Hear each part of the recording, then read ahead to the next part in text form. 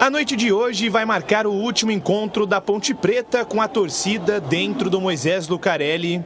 Depois de um ano repleto de altos e baixos, a Macaca espera terminar o ano de bem com o torcedor, que foi fundamental mais uma vez durante a temporada. A partir do momento que nós reativamos o valor campo, a importância do torcedor, a participação desse torcedor, nós reagimos dentro da competição. Não estamos felizes com os últimos resultados nos jogos dentro do Moisés, mas nós temos que fazer uma despedida da temporada, você entende, com bastante dinâmica, com bastante empolgação, respeitando o adversário, mas acima de tudo fazendo prevalecer esse belo estádio que nós temos.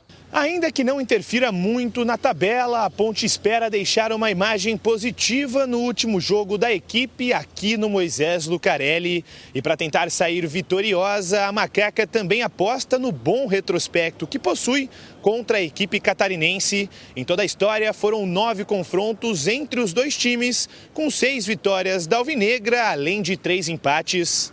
São duas equipes que já não têm, como se diz, maiores pretensões na competição, mas a nossa pretensão ela é única, é voltar a fazer o Moisés Lucarelli a nossa verdadeira casa. E a verdadeira casa é com vitória, é com dedicação, é com aplicação, isso nunca vai faltar, mas acima de tudo enfrentar uma equipe que, na minha visão, foi uma das equipes muito forte dentro da temporada, no caso o Criciúma.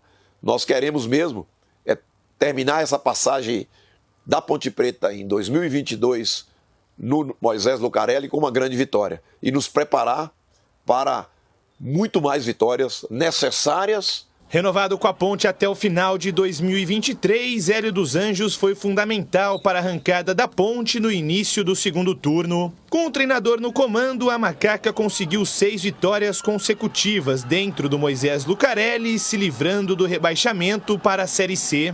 E para a despedida da Macaca do Majestoso, o Hélio dos Anjos tem boas notícias em relação ao sistema ofensivo. Isso porque Luca e Fecim voltaram a ser relacionados e podem pintar na equipe titular depois de um tempo no departamento médico. Sem atuar desde setembro na derrota para o Cruzeiro, Fecim retorna à equipe após ficar de fora por 4 partidas. Com a contusão do Everton, o Fecim supriu essa perda muito grande nossa, sendo um jogador realmente de muita profundidade, de muitos lances individuais, e foi uma pena perdê-lo por 3, 4 jogos como nós perdemos.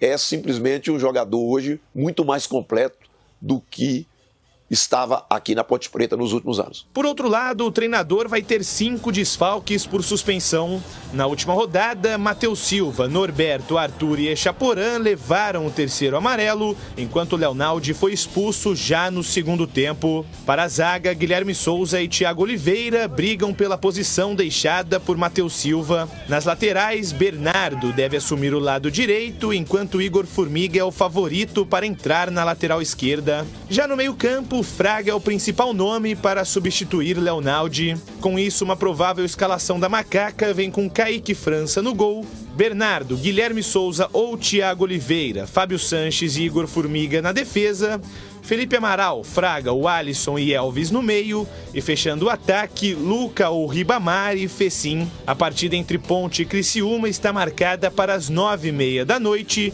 e o preço dos ingressos seguem variando entre R$10 a meia e 20 a inteira para a arquibancada e também para a geral. Vamos com as informações do adversário, o Criciúma aqui na tela da Band. A vida do Criciúma na Série B já está definida. O Tigre conseguiu a permanência com folga e não tem mais chances de conquistar o acesso à Série A. Mas isso não significa que o time carvoeiro vai apenas cumprir tabela nas 2 últimas rodadas.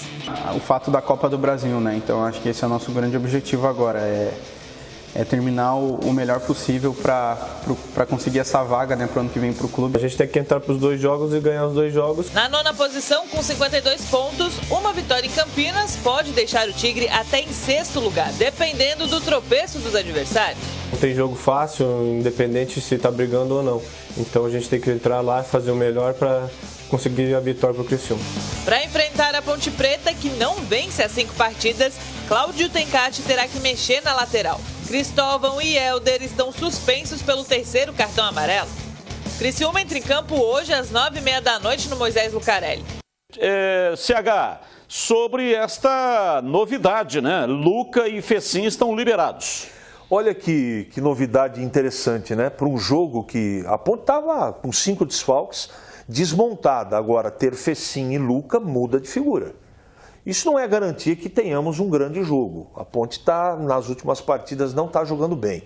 Mas eu acho que ter esses 2 jogadores são 2 reforços significativos. Então, teoricamente, a tendência é que a Ponte tenha menos dificuldade. Eu acho que é um jogo que vale quase nada para os 2, né? Vale pela honra, pela tradição e pelo respeito que, se fosse jogador, eu teria com quem vai estar no campo assistindo a partida. Então, isso é questão de dignidade, profissionalismo, e eu espero que a Ponte tenha isso. Agora, sem dúvida, Batista, você falou algo que eu concordo. Tendo os 2 em campo, a qualidade do time sobe bastante. Para a Ponte o jogo não vale nada, mas vale muito para o Criciúma. A questão da Copa do Brasil, o Criciúma tem que vencer as 2 partidas restantes, pega a Ponte hoje e o Tombense na última rodada, domingo, dia 6, em casa, e, portanto, vai lutar para conseguir, via ranking, uma vaga na Copa do Brasil. Tigrão, além dessas 2 novidades, tem a questão também das laterais, né? O Hélio dos Anjos vai colocar improvisadamente na lateral esquerda o Igor Formiga. E aí o Bernardo vai na direita, Norberto está fora, está suspenso. Ou seja, não terá nenhum lateral de ofício no banco. Mas a Ponte já não teve lateral, né? Não teve lateral, ela jogou com 10. Essa é a grande verdade na última partida contra o CSA. Porque o Norberto, que eu sempre elogiei aqui, desde quando ele foi contratado, um jogador técnico, um jogador que desce com qualidade e tal, ele não poderia ter sido escalado. Por N razões. Mas a principal delas, a questão física. Não é culpa do jogador, né?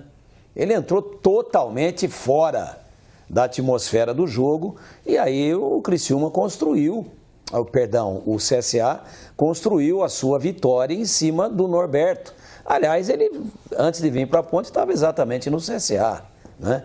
E há quem diga até que talvez ele até volte para o CSA. Isso não tem nada a ver, não tem nada demais. O problema é que ele, não sei por quê, que o Hélio dos Anjos tinha 2 laterais no banco. Tinha o Formiga, né? E tinha o Bernardo.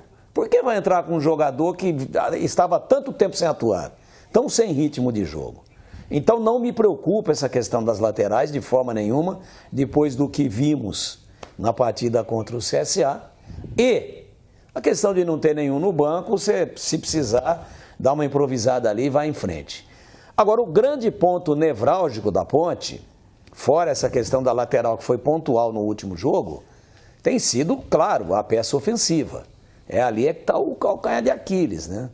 Agora, voltando, e alguém pode questionar, puxa, mas o Fecim também, a exemplo do Norberto, há quanto tempo que não joga? E o Luca? Terão ritmo? Estarão com boa condição física? O jogo é que vai mostrar se eles forem escalados. Mas que muda muito o patamar técnico da Ponte, muda, e apesar dos outros demais desfalques, inclusive no compartimento de meio campo, eu entendo que a Ponte ganha muito em qualidade, pelo menos no plano teórico, antes da bola rolar, com a volta desses 2 jogadores.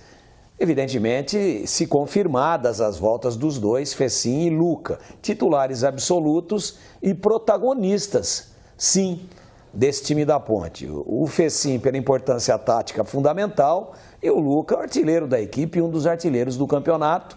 E fazendo aquela ressalva, né? O Fecim começou muito inseguro, muito abaixo fisicamente.